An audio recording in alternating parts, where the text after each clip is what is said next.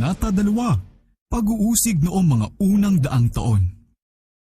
Nang ibunyag ni Jesus sa kanyang mga alagad ang kapalaran ng Jerusalem at ang mga tagpo na ikalawang pagdating, hinulaan din niya ang karanasan ng kanyang bayan mula sa panahon na siya'y kukunin na sa kanila hanggang sa kanyang pagbabalik sa kapangyarihan at kaluwalhatian para sila'y iligtas. Mula sa bundok ng mga olibo ay nakita ng tagapagligtas ang mga bagyong malapit ang dumating sa iglesia ng mga apostol. Ang kasaysayan ng unang iglesia ay nagpatunay sa katuparan ng mga sinabi ng tagapagligtas. Ang apoy ng pag-uusig ay sinindihan. Ang mga Kristiyano ay inalisan ng kanilang mga ari-arian at pinalayas sa kanilang mga tahanan. Sila'y nagtiis ng matinding pakikipaglaban ng may pagdurusa. Hebreo 10:32. Sila'y nagtiis ng pagkalibak at paghagupit at maging ng mga tanikala at pagkabilanggo. Hebreo 11:36. Malaking bilang ang nagtatak ng kanilang dugo sa kanilang patotoo.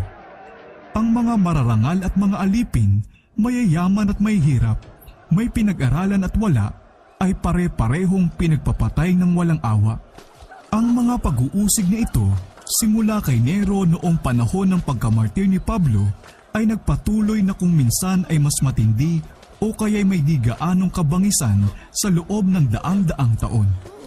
Ang mga Kristiyano ay pinagbibintangan ng mga nakakapangilabot na krimen at idinedeklarang siyang sanhi ng mga kalamidad, tagutom, salot at lindol. At habang sila ang nagiging tuon ng matinding galit at paghihinala ng mga tao, ang mga tagapagsumbong naman ay humanda upang ipagkanulo ang mga walang kasalanan para lamang sa pakinabang. Sila'y kinundena bilang mga rebelde sa imperyo, bilang mga kaaway ng relihiyon at mga salot sa pamayanan. Napakaraming itinapon sa mababangis na hayop o kaya'y sinusunog ng buhay sa mga arena. Ang ilan ay ipinako sa krus. Ang iba'y binabalutan ng mga balat ng mababangis na hayop at itinatapon sa gitna ng mga arena upang luray-lurayin ng mga aso. Ang mga kaparusahan sa kanila ay madalas na ginagawang pangunahing libangan sa mga pampublikong pagdiriwang. Napakaraming tao ang natitipon upang magpakasaya sa panuurin at salubungin ng tawanan at palakpakan ang matitinding hirap ng kanilang paghihingalo. Sa gitna ng pinakamatinding pag-uusig, ang mga saksing ito para kay Jesus ay iningatang malinis ang kanilang pananampalataya. Bagaman pinagkaita ng lahat ng kaginawahan, itinaboy mula sa liwanag ng araw na naninirahan sa madilim ngunit maamong kailaliman ng lupa, sila'y walang sinambit na reklamo. Sa mga salita ng pananampalataya, pagtitiis at pag-asa, ay pinalakas nila ang loob ng isa't isa na tiisin ang kasalatan at kagipitan. Ang kawalan ng lahat ng makalupang biyaya ay hindi kayang pumilit sa kanila na itakwil ang kanilang paniniwala kay Kristo. Ang mga pagsubok at pag-uusig ay mga hakbang lamang na mas malapit na naghahatid sa kanila sa kapahingahan at gantimpala nila. Gaya ng mga lingkod ng Diyos noong una, marami ang pinahirapan at tumangging tumanggap ng paglaya upang makamit nila ang higit na mabuting pagkabuhay na muli. Hebreo 11:35. Inalala ng mga ito ang mga sinabi ng kanilang Panginoon na kapag sila'y inuusig alang-alang kay Kristo, sila'y dapat na magsaya ng labis, sapagkat malaki ang gantimpala nila sa langit, sapagkat ganon din pinag-uusig ang mga propeta na nauna sa kanila. Sila'y nagalak na sila'y ibinilang na karapat-dapat magtiis para sa katotohanan, at ang mga awit ng pagtatagumpay ay pumailang lang mula sa gitna ng naglalagablab na apoy. Nakatingin pa itaas sa pananampalataya, kanilang nakita si Kristo at ang mga anghel na dumudungaw mula sa muog ng langit at nakatanaw sa kanila ng may taos-pusong malasakit at pinahalagahan ang kanilang katatagan ng may pagsang-ayon. Isang tinig ang bumaba sa kanila mula sa trono ng Diyos, maging tapat ka hanggang sa kamatayan at ibibigay ko sa iyo ang korona ng buhay. Apokalipsis 2:10. Walang kabuluhan ang pagsisikap ni Satanas na wasakin ang iglesia ni Kristo sa pamamagitan ng dahas. ang malaking tunggalian kung saan ibinuwis ng mga alagad ni Jesus ang kanilang buhay ay hindi nagtapos nang ang mga tapat na tagapagdalang ito ng bandila ay bumagsak sa kanilang kinatatayuan. Sa pamamagitan ng pagkatalo, sila'y nagtagumpay. Ang mga manggagawa ng Diyos ay pinagpapatay, ngunit ang kanyang gawain ay matatag na sumulong. Ang ebanghelyo ay nagpatuloy na kumalat at ang bilang ng mga tagasunod nito ay nagpatuloy na dumami. Ito'y nakapasok sa mga lugar na hindi marating kahit ng mga agilang sagisag ng Roma.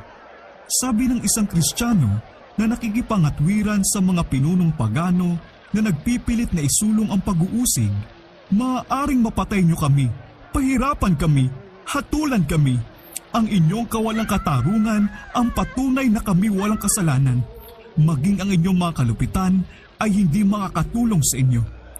Ito'y mas malakas na paanyaya lamang upang pati ang iba ay mahimok sa kanilang pananampalataya. Kung mas madalas na kami tinatabas ninyo, mas lalo kaming dadami. Ang dugo ng mga Kristiyano ay binhi. Tertullian Apology, paragraph 50.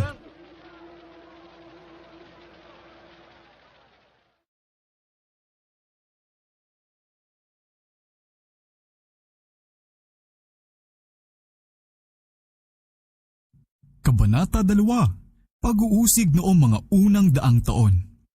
Nang ibunyag ni Jesus sa kanyang mga alagad ang kapalaran ng Jerusalem at ang mga tagpo na ikalawang pagdating, hinulaan din niya ang karanasan ng kanyang bayan mula sa panahon na siya'y kukunin na sa kanila hanggang sa kanyang pagbabalik sa kapangyarihan at kaluwalhatian para sila'y iligtas. Mula sa bundok ng mga olibo, ay nakita ng tagapagligtas ang mga bagyong malapit ang dumating sa iglesia ng mga apostol. At sa mas malalim na paglago sa hinaharap, ay nakita niya ang matitindi at mapangwasak na mga unos na hahagupit sa kanyang mga tagasunod sa dumarating na mga panahon ng kadiliman at pag-uusig. Sa ilang maikling salita na may malaking kahalagahan, kanyang hinulaan ang bahaging igagawad ng mga pinuno ng sanglibutang ito sa iglesia ng Diyos. Mateo 24, 9, 21, 22. Dapat ding tahaki ng mga tagasunod ni Kristo ang ganong ding landas ng paghamak, kahihiyan at pagtitiis na tinahak ng kanilang Panginoon. Ang galit na sumabog laban sa manunubos ng sanglibutan ay makikita din laban sa lahat ng sasampalataya sa kanyang pangalan. Ang kasaysayan ng unang iglesia ay nagpatunay sa katuparan ng mga sinabi ng tagapagligtas. Ang mga kapangyarihan ng lupa at ng impyerno ay nagsihanda laban kay Kristo na nasa katauhan ng mga tagasunod niya.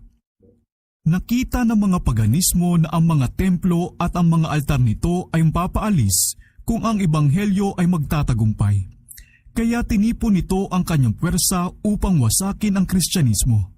Ang apoy ng pag-uusig ay sinindihan.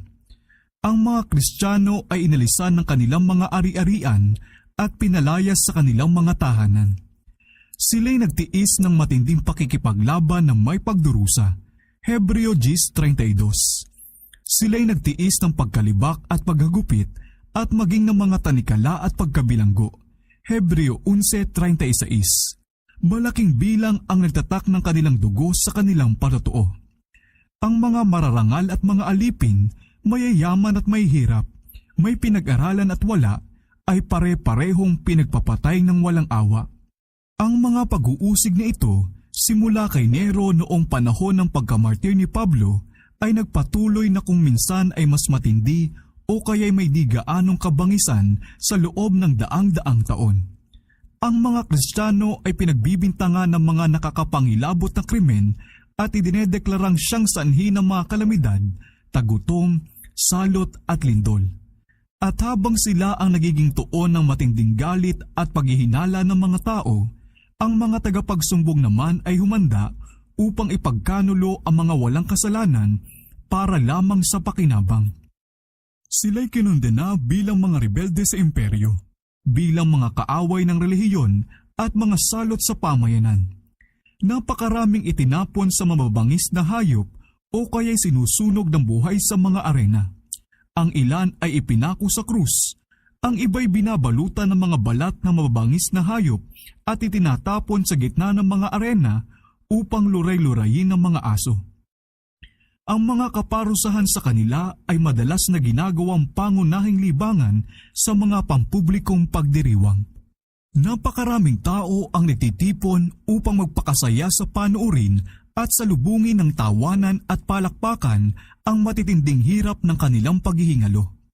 Saan man sila maghanap ng kanlungan, ang mga tagasunod ni Kristo ay tinutugis na parang mga maninilang hayop.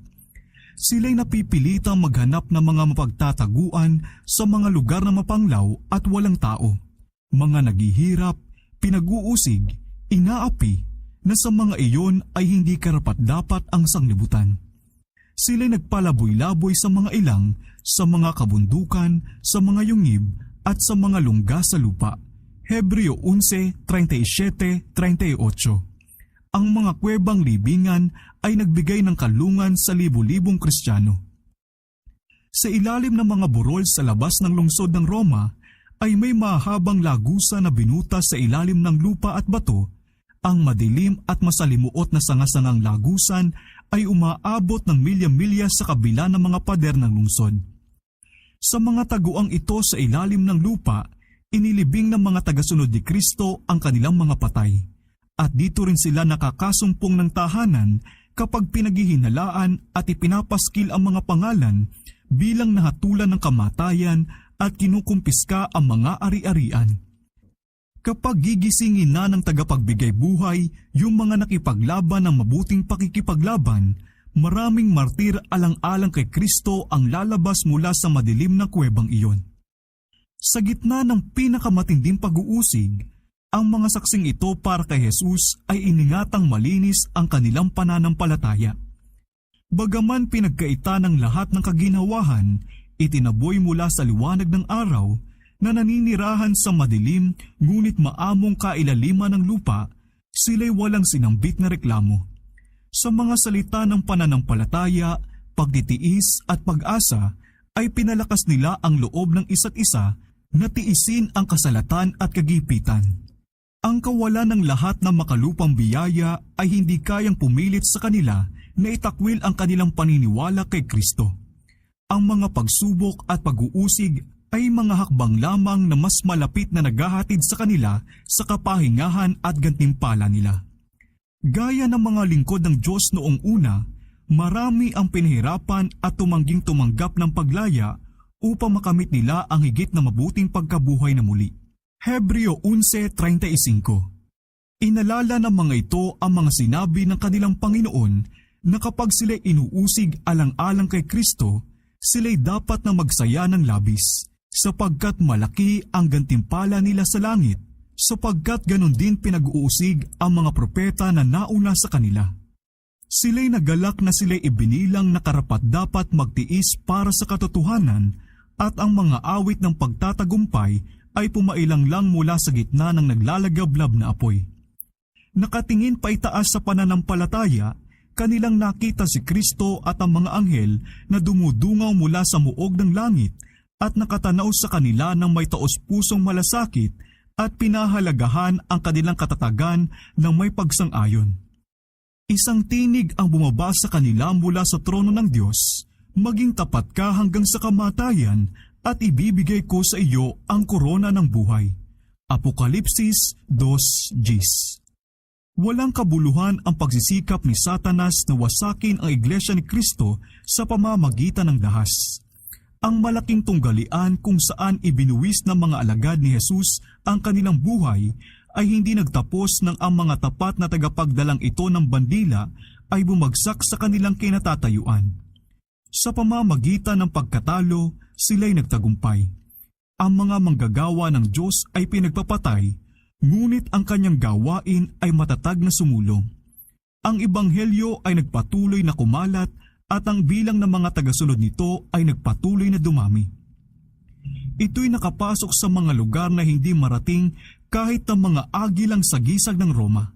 Sabi ng isang Kristiyano na nakikipangatwiran sa mga pinunong pagano na nagpipilit na isulong ang pag-uusig, maaaring mapatay niyo kami, pahirapan kami, hatulan kami. Ang inyong kawalang katarungan ang patunay na kami walang kasalanan. Maging ang inyong mga kalupitan ay hindi makakatulong sa inyo. Ito'y mas malakas na paanyaya lamang upang pati ang iba ay mahimok sa kanilang pananampalataya. Kung mas madalas na kami tinatabas ninyo, mas lalo kaming dadami. Ang dugo ng mga Kristiyano ay binhi. Tertullian Apology, paragraph 50. Libo-libo ang ibinilanggo at pinatay, ngunit may iba namang sumulpot upang pumalit sa kanila. At yung mga pinatay dahil sa kanilang pananampalataya ay ligtas na kay Kristo at itinuturing niyang mga nagtagumpay. Sila'y nakipaglaban ng mabuting pakikipaglaban at sila'y tatanggap ng korona ng kaluwalhatian kapag si Kristo ay dumating na. Ang mga paghihirap na tiniis ng mga Kristiyano ay naglapit sa kanila sa isa't isa at sa kanilang manunubos. Ang kanilang buhay na halimbawa at patotoo habang namamatay ay isang walang tigil na saksi para sa katotohanan. At kung kailang hindi gaanong inaasahan, ang mga tagasunod ni Satanas ay umalis sa paglilingkod sa kanya at nagpatala sa ilalim ng bandila ni Kristo. Kaya inilatag ni Satanas ang kanyang mga panukala upang mas matagumpay na makipaglaban sa pamahalaan ng Diyos sa pamamagitan ng pagtusok ng kanyang bandila sa loob ng Iglesyang Kristiyano. Kung ang mga tagasunod ni Kristo ay madadaya at maaakay na huwag bigyang lugod ang Diyos, kung gayon, ang kanilang lakas, tibay ng loob at katatagan ay mawawala at sila'y madaling mabibiktima. Pinagsikapan ngayon ng matinding kaaway na matamo sa pamamagitan ng pandaraya ang hindi niya nakuha sa pamamagitan ng dahas. Ang pag-uusig ay tumigil at dito'y ipinalit ang mga mapanganib na pang-akit ng makalupang kariwasaan at makasalimbutang karangalan. Ang mga sumasamba sa Diyos-Diyosan ay nahimok na tanggapin ang isang bahagi ng pananampalatayang Kristiyano samantalang tinatanggihan ang ibang mahalagang katotohanan.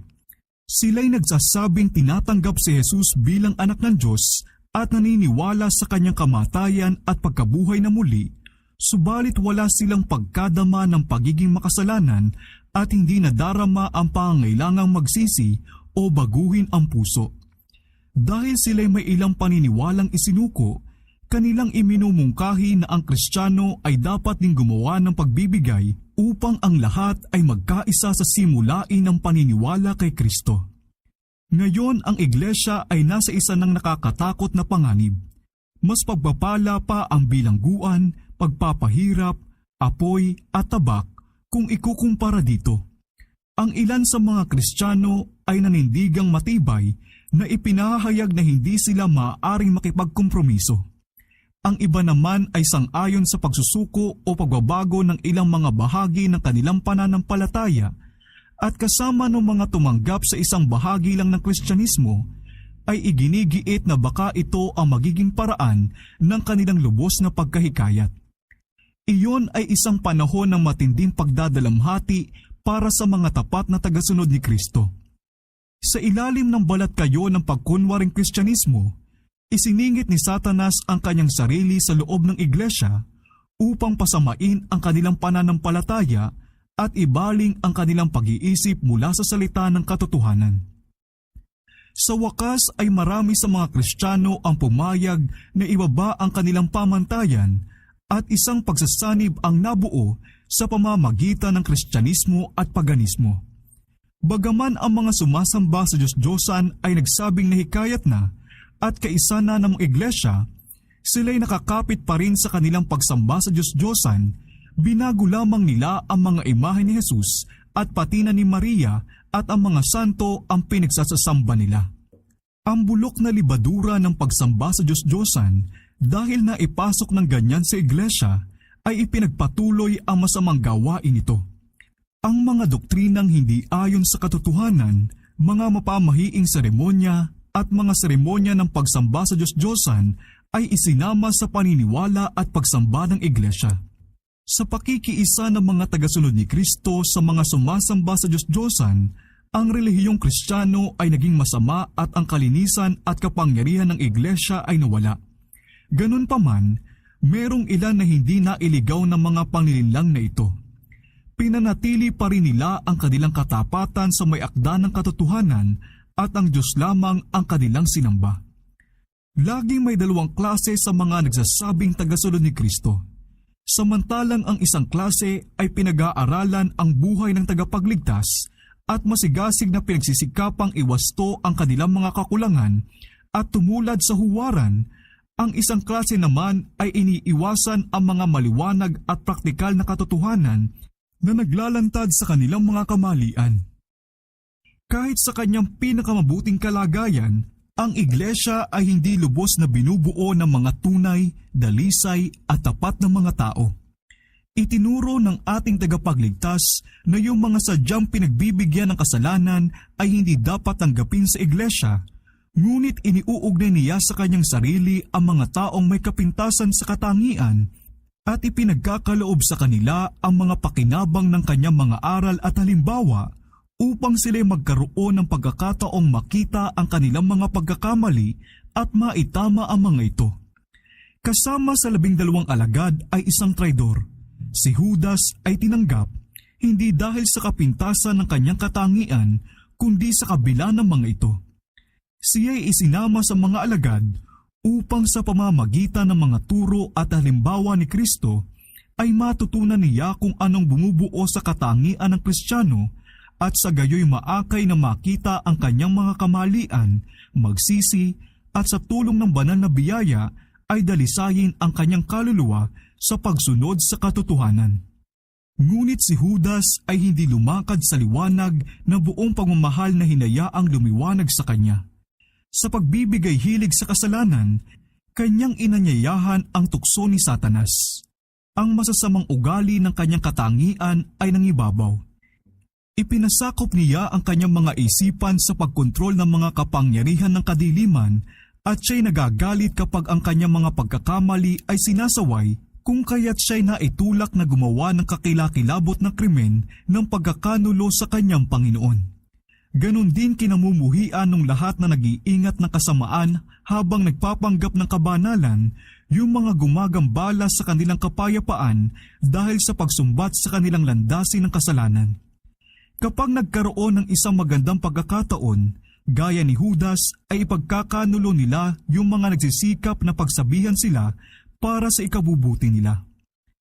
Nakaharap ng mga apostol sa loob ng iglesia, yung mga nagpapanggap ng kabanalan samantalang lihim na nag-iingat ng kasalanan.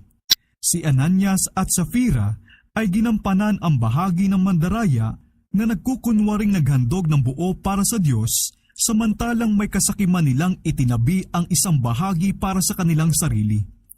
Inihayag ng Espiritu ng katotohanan sa mga apostol ang tunay na likas na mga mapagkunwaring ito at inalis ng mga kahatulan ng Diyos sa iglesia itong napakaraming dungis sa kalinisan nito. Ang babalang katibayang ito tungkol sa nakakakitang Espiritu ni Kristo sa iglesia ay isang lagim sa mga mapagkunwari at manggagawa ng kasamaan. Hindi na nila kayang manatili pang kaugnay ng mga palaging kumakatawan kay Kristo sa gawi at pag-uugali, at nang dumating ang mga pagsubok at pag-uusig sa kanyang tagasunod, yung lamang mga laang iwanan ang lahat alang-alang sa katotohanan ang nagnais na maging mga alagad niya. Kaya habang ang pag-uusig ay nagpapatuloy, ang iglesia ay nanatiling medyo malinis. Ngunit nang ito'y tumigil na, nadagdag ang mga bagong kaanib na hindi gaanong tapat at natatalaga at nabuksan ang daan para si Satanas ay magkaroon ng matutungtungan. Subalit walang pakikiisa ang prinsipe ng liwanag sa prinsipe ng kadiliman at di maaaring magkaroon ng pakikiisa sa pagitan ng kanilang mga tagasunod. Nang ang mga Kristiyano ay pumayag na makiisa doon sa mga kalahati lamang ang pagkahikayat mula sa paganismo, sila'y pumasok sa isang landas na maglalayo sa katotohanan. Si Satanas ay nagdiwang dahil siya'y nagtagumpay sa pagdaya sa napakaraming tagasunod ni Kristo. Sa kaniya ginamit ang kanyang kapangyarihan upang ganap na mapangunahan ang mga ito at kinilos sila na usigin yung mga nananatiling tapat sa Diyos. Wala nang mas nakakaunawang maigi kung paano lalabanan ang tunay na pananampalatayang Kristiyano kaysa doon sa mga dating tagapagtanggol nito at ang mga tumalikod na Kristiyanong ito sa pakikipag-isa sa kanilang mga kasamahang kalahating pagano ay siyang nangasiwa sa kanilang pakikipaglaban sa pinakamahalagang bahagi ng mga doktrina ni Kristo. Nangangailangan ng isang matinding pakikipagpunyagi yung mga gustong tumayong matibay laban sa mga pandaraya at mga kasuklam-suklam na bagay na nakabalat kayo sa kasuotan ng saserdote at ipinasok sa iglesia. Ang Biblia ay hindi tinanggap na pamantayan ng pananampalataya. Ang doktrina ng kalayaang pangrelihiyon ay tinaguriang maling paniniwala at ang mga tagapagtaguyod nito ay kinamumuhian, hinahatulan ng kamatayan at kinukuha ang mga pag-aari. Pagkatapos ng matagal at matinding tunggalian, ang iilang tapat ay nagpasyang buwagin na ang lahat ng pakikiisa sa tumalikod na iglesia kung tatanggi pa rin itong palayain ang sarili nito mula sa kasinungalingan at pagsamba sa Diyos-Diyosan. Nakita nilang ang paghiwalay ay lubang kailangan kung nais nilang sundin ang salita ng Diyos. Hindi sila nangahas na pabayaan na lang ang mga kamalian na mapaminsala sa sarili nilang kaluluwa at magbigay ng halimbawang magsasapanganib sa pananampalataya ng kanilang mga anak at sa mga anak ng kanilang mga anak. Upang magtamo ng kapayapaan at pagkakaisa, handa silang gumawa ng anumang pakikipagkasundo na ayon ng katapatan sa Diyos. Ngunit nadama nilang maging ang kapayapaan ay napakamahal ang pagkakabili kung isasakripisyo ang prinsipyo.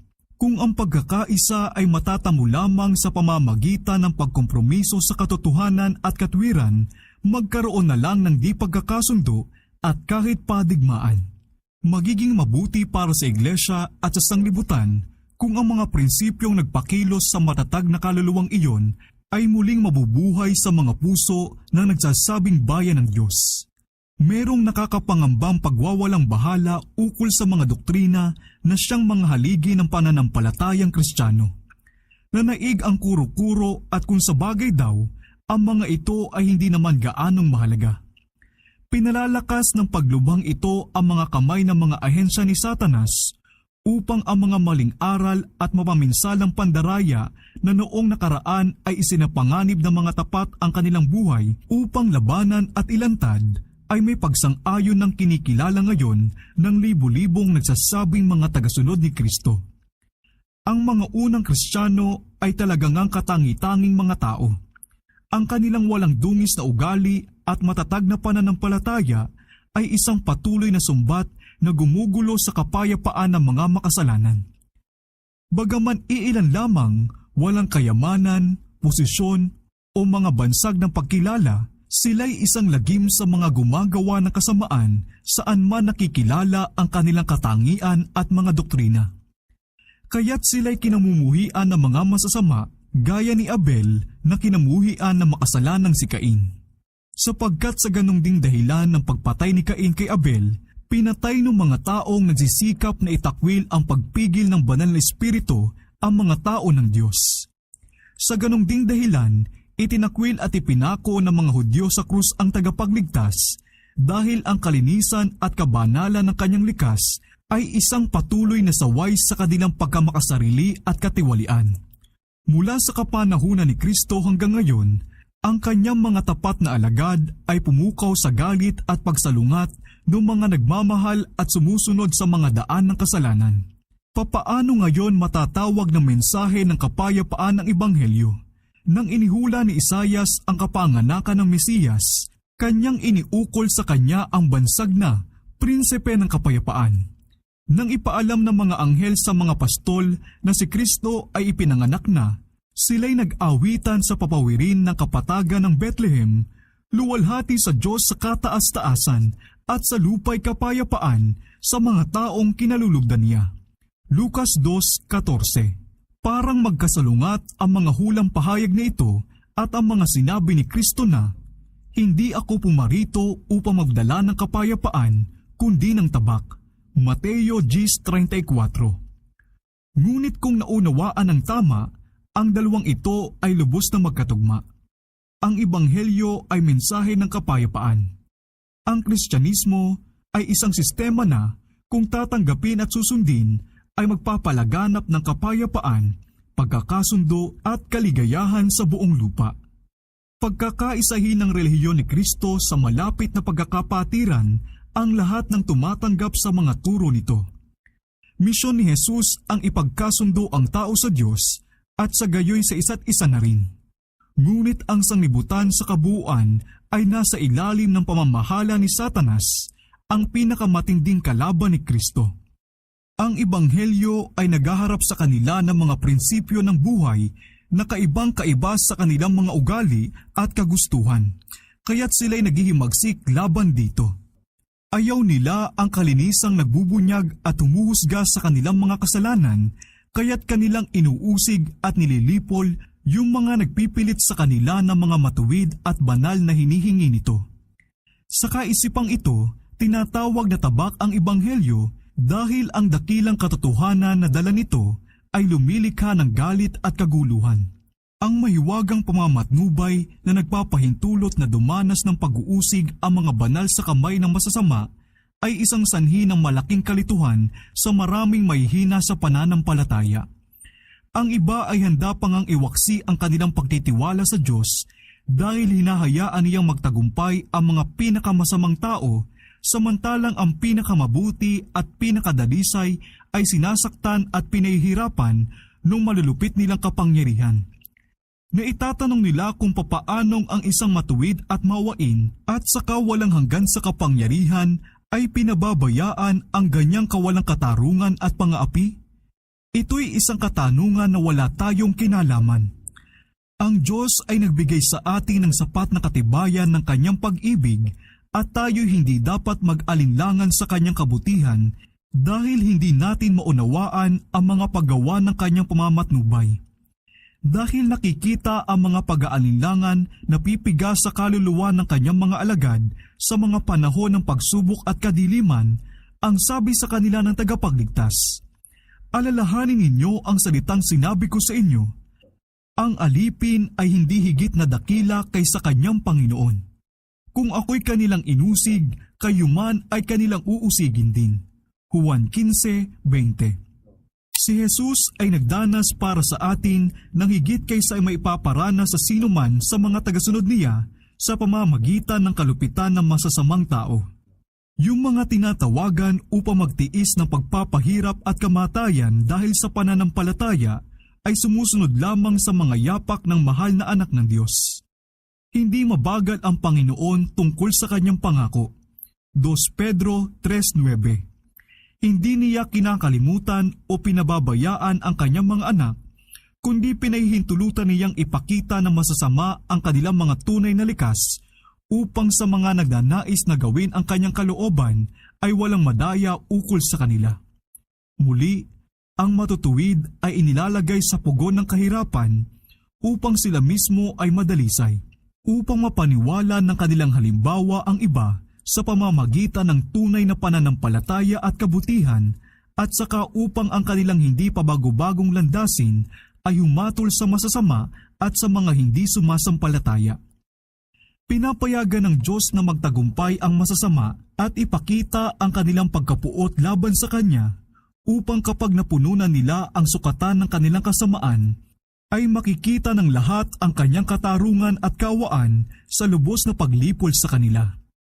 Ang araw ng kanyang paghihiganti ay nagmamadali na ang lahat ng sumaway sa kanyang kautusan at umapi sa kanyang bayan ay magtatamo ng makatarungang kagantihan sa kanilang mga ginawa, na ang lahat ng pagmamalupit o kawalang katarungan sa mga tapat na anak ng Diyos ay paparusahan na para bang ang mga ito'y ginawa kay Kristo mismo.